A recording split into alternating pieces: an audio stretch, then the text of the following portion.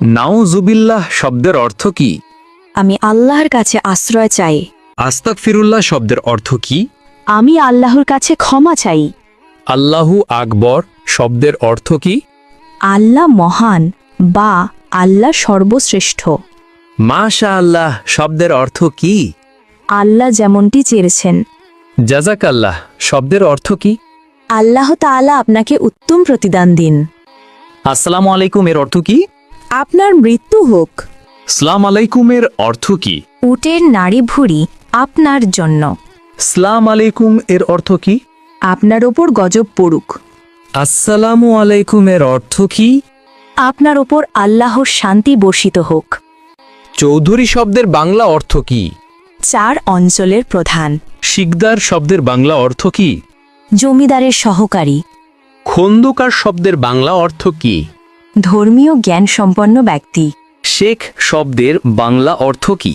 জ্ঞানী বা পণ্ডিত। খান শব্দের বাংলা অর্থ কি? নেতা বা শাসক। মৃত্যুর পর শ্বাসযন্ত্র কতক্ষণ জীবিত থাকে? 4 ঘন্টা।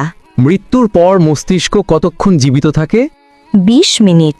মৃত্যুর পর কিডনি কতক্ষণ জীবিত থাকে? 26 ঘন্টা। মৃত্যুর পর চুল কতক্ষণ জীবিত থাকে?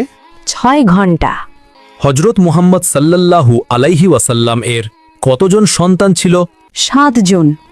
জাকারিয়া আলাইহিসসালামের কতজন সন্তান ছিল? 4 জন। দাউদ আলাইহিসসালামের কতজন সন্তান ছিল? 4 জন। সুলাইমান আলাইহিসসালাম এর কতজন সন্তান ছিল? 4 জন। মানুষ মৃত্যুবরণের 40 দিন পর তার রুহু বাড়িতে আসে, এটি কেমন বিশ্বাস? প্রচলিত কুসংস্কার। মাজারে ও পীরের দরবারে সিজদা করার বিধান কি? হারাম। বান্দার কোন আমলে আল্লাহ তাআলা সবচেয়ে বেশি খুশি হয়? তওবা করা। একজন মুসলিমের ওপর সর্বপ্রথম ওয়াজিব কি? তাগুতকে অস্বীকার করা। আল্লাহুম্মা গফিরলি শব্দের বাংলা অর্থ কি?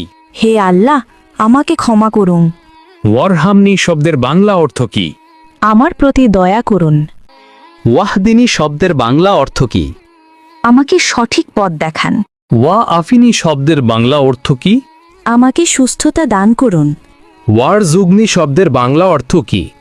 আমাকে রিজিক দান করুন। আল্লাহুম্মা গফিরলি শব্দের বাংলা অর্থ কি? হে আল্লাহ, আমাকে ক্ষমা করুন। ওয়ারহামনি শব্দের বাংলা অর্থ কি? আমার প্রতি দয়া করুন। ওয়াহদিনী শব্দের বাংলা অর্থ কি? আমাকে সঠিক পথ দেখান। ওয়া আফিনী শব্দের বাংলা অর্থ কি? আমাকে সুস্থতা দান করুন।